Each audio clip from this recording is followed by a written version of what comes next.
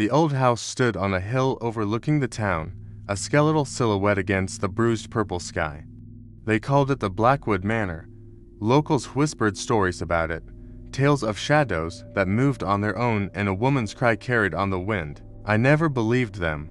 Of course, to me, it was just an abandoned, decaying piece of history, a perfect subject for my urban exploration channel. So, armed with a flashlight and a camera, I pushed open the groaning front door. The air inside was thick, heavy with the smell of dust and damp decay. A grand staircase swept upwards into darkness, its banister coated in a fine layer of grime. Moonlight struggled through a large, grimy window on the landing, casting long, distorted shadows that seemed to dance just at the edge of my vision. My footsteps echoed unnervingly on the marble floor as I moved deeper into the house, my camera panning across cobweb-draped furniture and peeling wallpaper. I started in the grand ballroom. The once gleaming floor was now a mosaic of cracked wood and dirt. A massive, dust-shrouded chandelier hung precariously from the ceiling, its crystals like frozen teardrops. As I filmed, a faint sound reached my ears.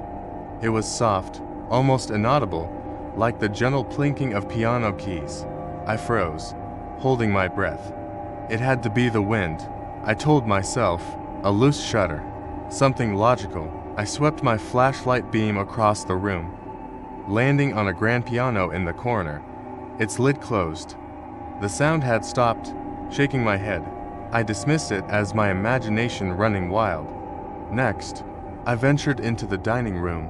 A long, mahogany table dominated the space, surrounded by chairs still neatly tucked in, as if waiting for guests who would never arrive. A thick layer of dust covered everything. On the wall hung a large, oil portrait of a woman.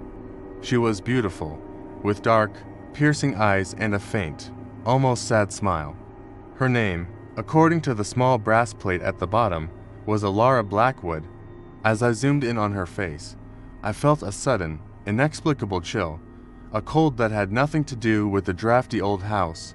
Her eyes, they seemed to follow me. I quickly panned away, my heart thumping against my ribs. I decided to head upstairs. The steps creaked and groaned under my weight, each sound amplified in the oppressive silence. The second floor was a maze of hallways and closed doors. I tried the first door on my left. It was locked. The second one was too. But the third, at the very end of the hall, swung open with a low, mournful creak. It was a child's bedroom. A small, wooden rocking horse stood in the center of the room, and a faded doll lay on a tiny, dusty bed. It was strangely unsettling. As I filmed the room, the rocking horse began to move, slowly at first, just a gentle sway, then faster, rocking back and forth with a frantic, rhythmic creaking. I backed away slowly, my camera still rolling, my breath caught in my throat. There was no wind in here, no draft, nothing to explain it. I slammed the door shut and ran. My mind was racing. This wasn't just my imagination. Something was in this house with me. I needed to get out. But as I turned to flee back down the main staircase, a sound from another room stopped me. It was the piano again, but this time, it wasn't just a few random notes.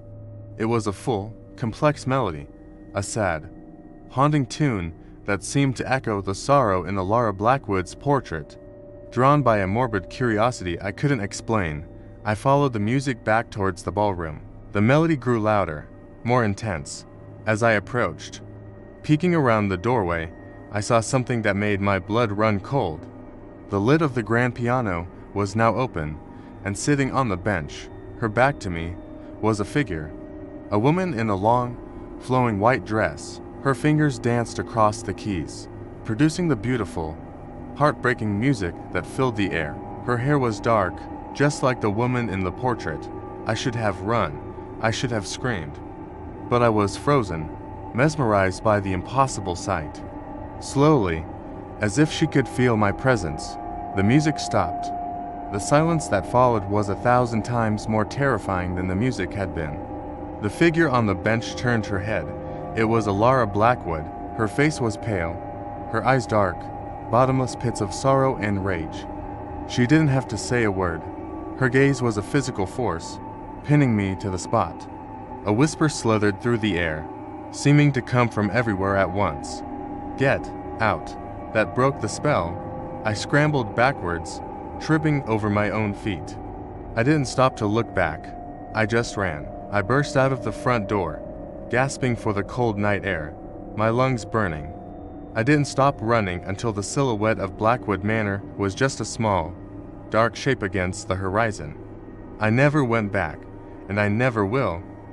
I still have the footage, but I can't bring myself to watch it all the way through. Sometimes, late at night, when the house is quiet, I think I can hear it, a faint, sad melody playing on the wind. The locals were right. Some places hold onto their pain, and some souls never find their rest. Thanks for watching.